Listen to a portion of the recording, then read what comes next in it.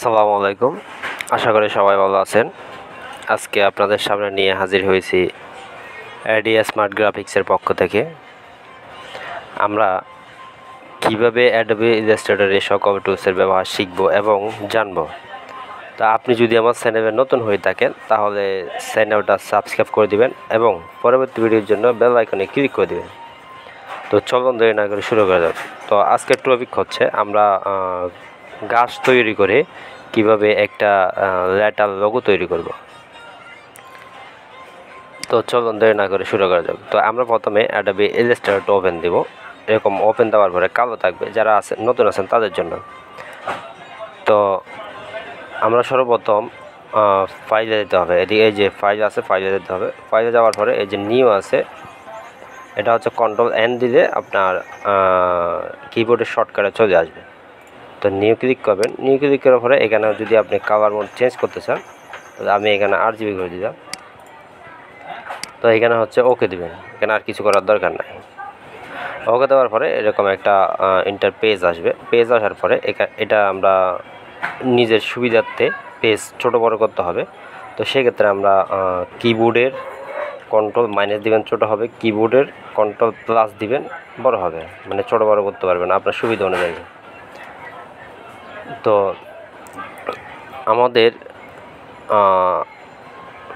আমরা প্রথমে একটা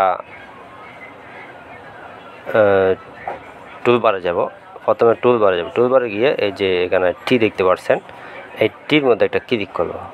তা আপনি যদি কিবোর্ডের শর্টকাটে টি প্রেস করেন তাহলে আপনার এই টাইপ টুলটা ধরা যাবে। এটার নাম হচ্ছে টাইপ টুল। এই যে তা আমরা এখানে ক্লিক করলাম এই যে মানে লেখার জন্য। তো ক্লিক করার পরে এখানে উপরে আছে, এই যে এখানে হচ্ছে সাইজ দেওয়া আছে। তো আমি 72 দিলাম যাতে বড় হয়। তো আমি প্রথমে একটা ডি, বড় হাতের থেকে ডি দিলাম। ডি দেওয়ার পরে এটা যখন আপনি ধরেন, আমি এটা ধরলাম, এই যে আইকনগুলো আছে এগুলো হচ্ছে আপনার, আমি যদি এই টুলটা ইউজ করি কিন্তু এই আইকনগুলো আসবে না, আবার এটাও ইউজ করলে আসবে না। আমাকে ধরতে হবে সিলেকশন টুল।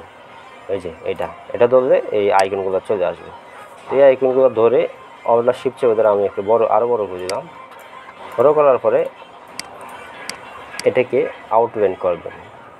তো আউটলাইন করার জন্য আপনি মাউসের রাইট সাইডে ক্লিক করলে এই যে ক্রিয়েট আউটলাইন এটাও দিতে পারেন। এবং এদিকে যদি খুঁজে না পান তাহলে টাইপে যাবেন।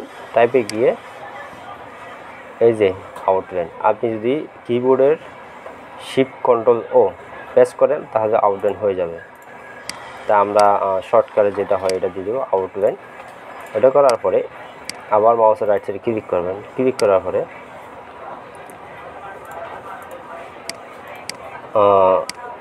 পরে এই যে আনগ্রুপ আসবে, আনগ্রুপ দিবেন। আনগ্রুপ দেওয়ার পর আবার মাউসের রাইট সাইডে এটা সিলেক্ট করবেন। সিলেক্ট করার পর মাউসের রাইট সাইডে ক্লিক করবেন। রিলেস কম্পাউন্ড পাথ এটার মধ্যে দিয়ে দিবেন। দিয়ে দেওয়ার পরে এরকম কালো হয়ে যাবে।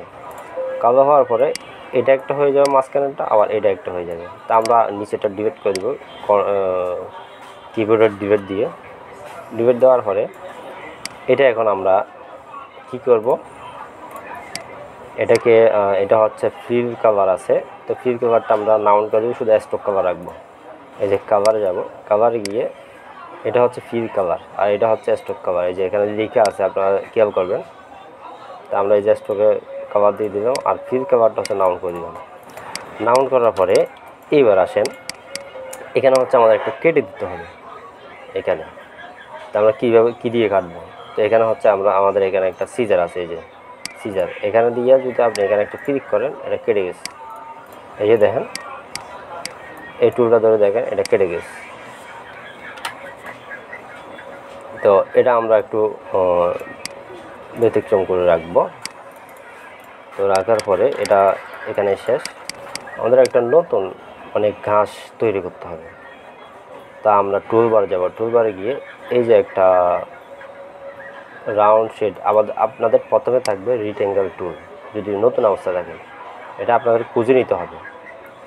ইলিপস টুল, এটার মধ্যে ক্লিক করবেন। ক্লিক করার পরে অল্টার শিফট চেপে ধরে এভাবে রাউন্ড সুন্দর করে মাউস ড্র্যাগ করবেন। ড্র্যাগ করার পরে তো এটার মধ্যে আমরা গ্রেডিয়েন্ট টুল দিয়ে দেব, গ্রেডিয়েন্ট কালার দিব। তো গ্রেডিয়েন্ট কালার দেওয়ার জন্য আমরা এটা হচ্ছে আপনার এটার মধ্যে ক্লিক করব। এই যে এটা হচ্ছে গ্রেডিয়েন্ট কালার, এটার মধ্যে ডাবল ক্লিক করে এটা চলে আসবে। তো এখানে একটা টাচ করব আমরা। টাচ করার পরে এইরকম কালার আসবে। কালার আসার পরে এই আইকনে একটা ক্লিক করব। ক্লিক করার পরে এই যে নিচে একটা কালার আছে, এটা এরকম হয়ে যাবে। এরকম হওয়ার পরে আমরা এই আইকনে ক্লিক করব। ক্লিক করার পরে এই যে RGB দিয়ে দেব। RGB দেওয়ার পরে আবার এই সাদার মধ্যে একটা ক্লিক করব, সেমভাবে RGB। তো এরা কালার চেঞ্জ করে দেব, সবুজ কালার। আর এরও চেঞ্জ করে দেব, এটা হালকা লাইট। এই এটাকে আমরা এটাকে মানে ইয়া করে দিব, আপনারা কী বলেন, এটা ডিলিট করে দেবেন, কালার ডিলিট করে দেবেন। এরপরে এই যে এখানে টাইপ আছে, টাইপের পাশাপাশি একটা আইকন দেখতে পাচ্ছেন, এই আইকনে ক্লিক করবেন। ক্লিক করার পরে রেডিয়াল নামে একটা অপশন আছে, এটার মধ্যে দিয়ে দেবেন। দেওয়ার পর দেখতেছেন নিচেরটা সবুজ হয়ে গেছে, চারপাশে হালকা হলুদ বর্ণ হয়ে গেছে। তা আমরা এই সবুজটা একটু বাড়িয়ে দিব, এটা ক্লিক করে একটু বাড়িয়ে দিব।